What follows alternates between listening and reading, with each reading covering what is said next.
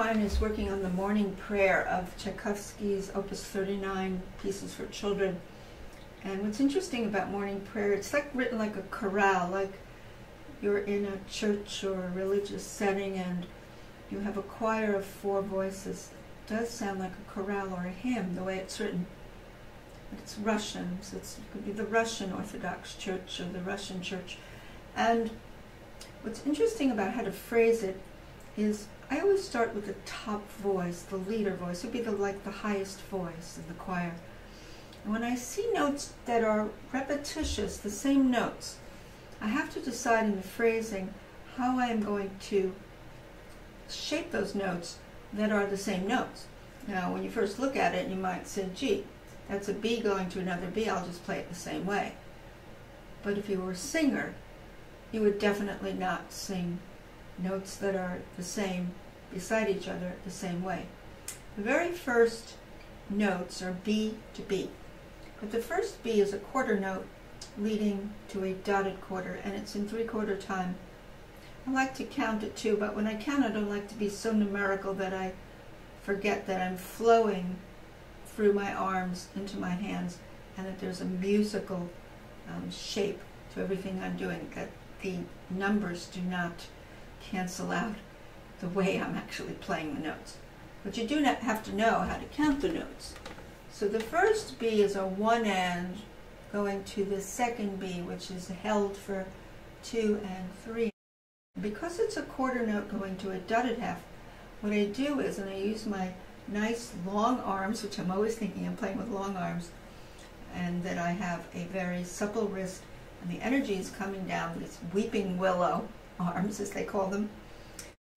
So this first B is part of the tonic, 1 chord. But I shape the line, not only according to a vocal model, the way I perceive it, but according to the harmony that I know is underneath it. I have what's called the 4 chord of G major, which resolves usually down to the 1 chord. So that helps me phrase it, because I'm going to lean on the 4 chord C, which is going to be part of the 4 chord, is going to resolve back to the tonic. Should have talked about that at first. It's in G major. So tonic, delay, go to the 4 chord, resolve it down. Now that's already dissolving. So now when I go down a step to the next 2 notes that are slurred, I'm not going to punch them, but I'm going to flow out of how the last note was decaying. So when I had the lean, last, I'm going to come in on the end of that and slur it. Then there's a crescendo, and then it's going to the last note, and that's going to be the most, because that's the end of the phrase, and the crescendo really covers the last 4 notes. In order to make a crescendo, you would have had to dip down. So here, I'm dipping down already. Now here's where I'm going most. Push. Push is better than a punch. Now that's dissolving, and that's going to go to another B. So I don't want to play the next B like I played this one, which was the peak of the crescendo. But I wanted to have a little bit more sound, because what I'm noticing when I'm looking at the music is that the next 4 measures have a sequential relationship. 2 measures of question, and then there are going to be 2 measures of coming down, which is a sequence. So I'm aware of that. So I came out of this push, and now I'm thinking I need some energy, but I need something different color-wise. Now here's the sequence, so it's less. Now I'm going to resolve the F sharp to the G. It's another G, now it's a crescendo, so it's more. Now most. And what's interesting about, now these are 2 phrases. You have 4 measures of 1 phrase, which had what's called the semi-cadence, which was that B was, under it was a B major chord, which is called a half cadence because it's not the tonic, but it's the dominant. If you go up 5 notes and you build a major chord, you get a dominant. And that's what's going to happen there. And that was the peak. And then, as I said, another B instigated sequences. Here's the sequence. Falls down. The F sharp, It's part of the dominant D major chord, and then it resolves. Now we start pushing to all the way to there. Now this is interesting. D, da, da, two. You can see choreographically how that works. As you don't want to stiffen your hand and have poke poke with your fingers down here, but you want to have this. And then push again. Push. Push.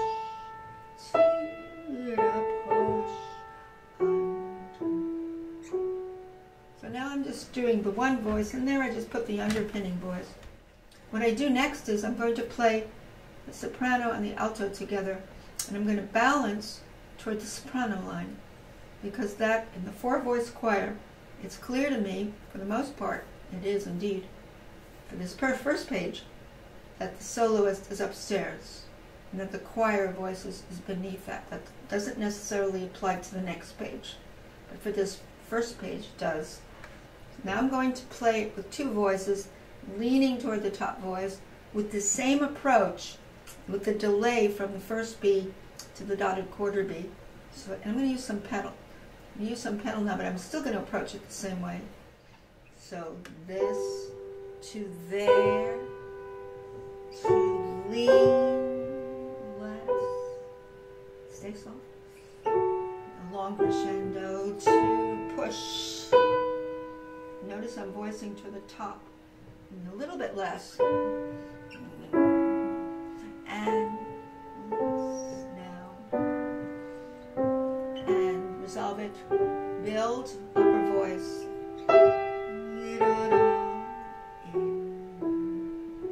and that's got to dissolve into the tonic, soft, but still delay the second B, to lean less, another B, which I dip a little because I have a crescendo and I need to go higher most. And then this is a dominant. Resolve it. Resolve. I'll give a little bit more here, because now I want to really come down.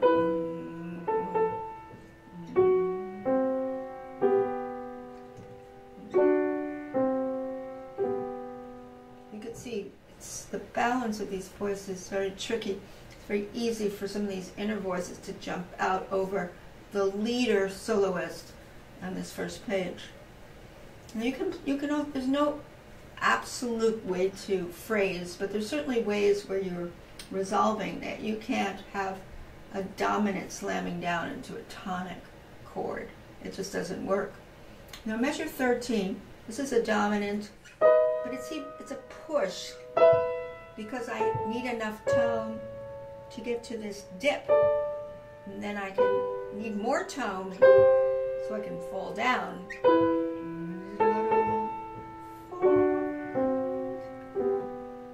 Now this is a tricky one. The dotted A 16th, you have to be very loose. If you just did the top voice, you do 1, 2, 3, 4, 1, 1, 2, 3, 4, 1. Almost in the air can do it like this. 1, 2, 3, 4, 1. Coming down the arms with a very supple wrist roll forward where you need it, so you don't get the tacky up and down finger punch, because this is anything but finger punching in this. 1, 2, 3, tie up, lean, tie up, forward.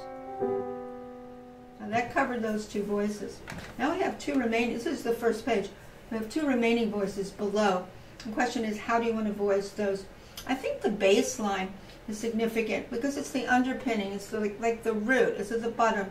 And sometimes I do things like the outer voices, just to give an idea, like this.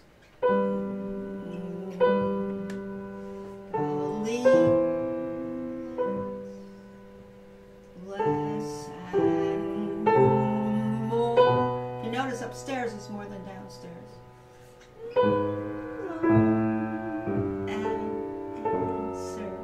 Fingering is important, of course. Less, two, ti, da, da. I'm not doing inner voice. And we go back to here. Fingering. Totally less inner voice. And then it's legato while the right hand is not legato. Push. Now resolve. A little bit more on the 4 chord. Now start to come down.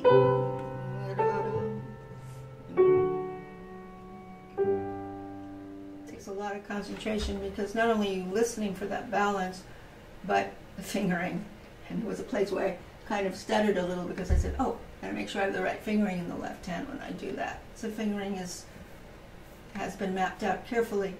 You could also do things like the top voice and the middle voice, but I think the outer framing is very important. The middle voice you can do together with the left hand with the top voice. That might be a good idea too.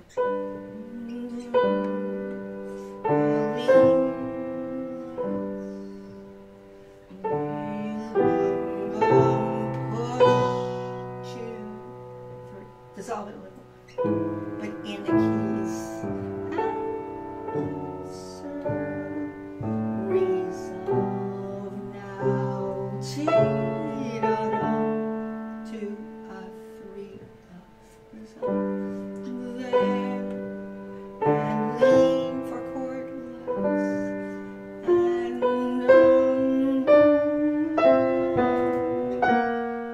that's a peak of that phrase. I resolve it in a little. I think I went back to just the outer voice. I should have done bottom voices. So I'm going to go back to that measure 9 where I have 2 voices and 1 on top. And,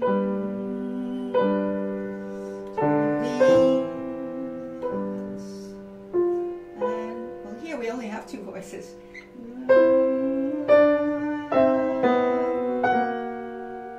Now we come back to left hand having 2 voices.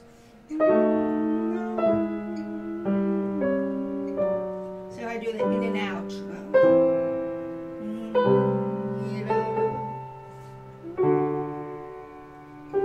So there are some places where the tenor and the bass are not tenor and the bass. They may be just 1 voice, and that's that place right here where it does this.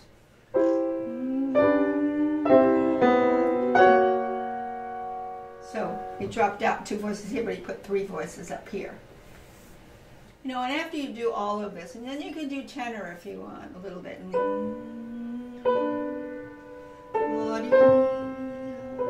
Not very interesting, is it? Because some things are missing for sure.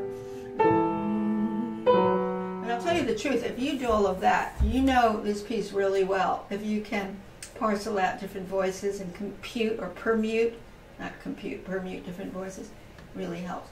Ultimately, you're going to put all of them together, and you know that you're leaning toward the soprano. I do see some places where I might want to make the listener aware of a descending line if there's contrary motion between the hands, and we'll see where that is.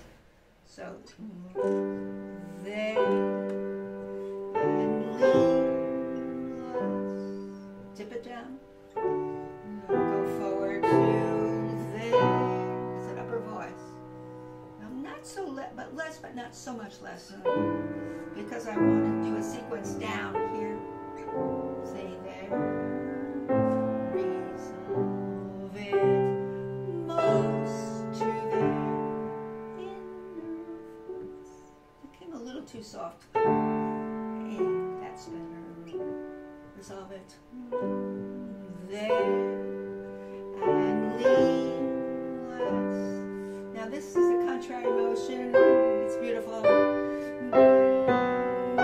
That left hand is gorgeous, the way it goes down against the right in contrary. There, resolve. Lean a little. Fall down now. Ultimately. I'm just going to continue. It's interesting here, for the first time, the left hand tenor voice is a very interesting voice.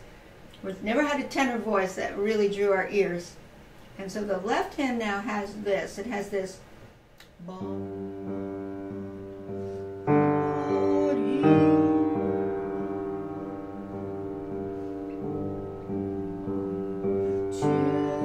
And watch it move.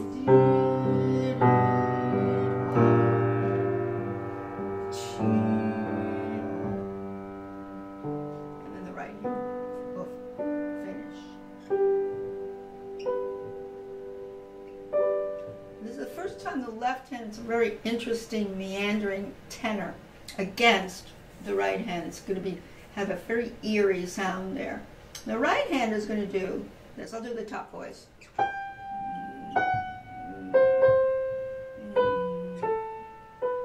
And this is an echo.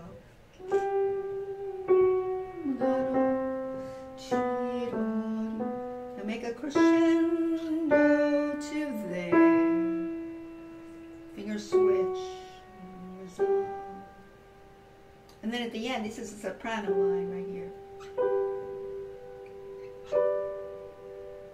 So if I put things together, you'll see that that tenor line against the soprano line is quite interesting when you get here. Resolve,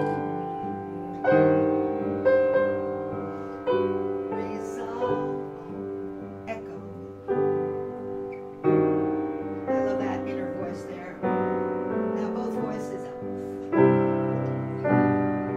You can hear that B flat coming through against the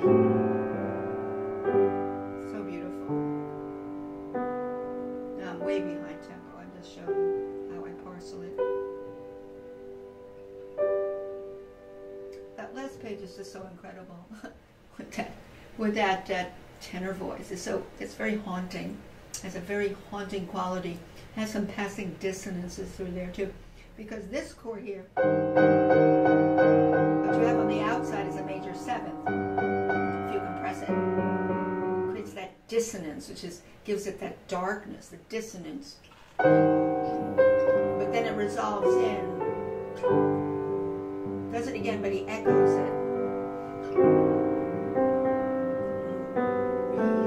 Now he still brings that tenor going against the right hand. You can hear it right here. It's another beauty.